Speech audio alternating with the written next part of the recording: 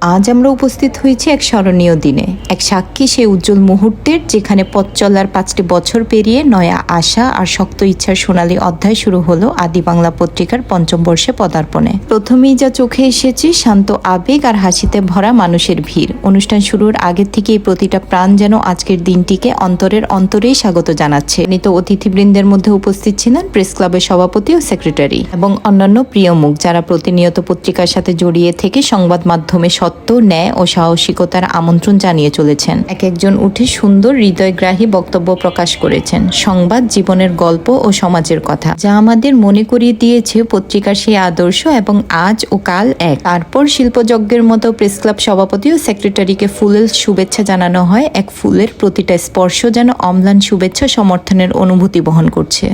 আমি বলবো সাহস আছে। এত পত্রিকার মাঝে আদি বাংলাটাকে নিয়ে উনি যেভাবে কাজ করেছেন, কাজ করে আজকে একটা অবস্থানে নিয়ে আসছেন। পত্রিকাটা খুললেই আমরা দেখি যে বিজয় নিউজটা একদম সবার সামনে ওনারা প্রিন্ট করে রেখে দিয়েছেন। আমার ইচ্ছা শক্তি হলো সবচেয়ে বড় বিষয়।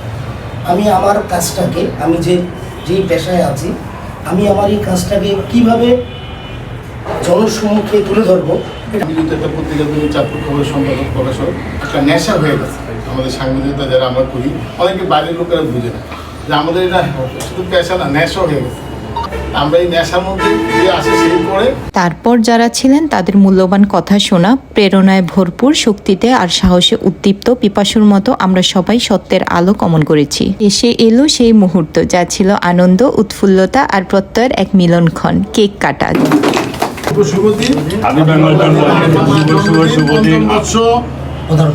যেন পত্রিকার নতুন বছরের সোনালী সূর্যোদয়ের শুভঙ্কর ঘড়ি।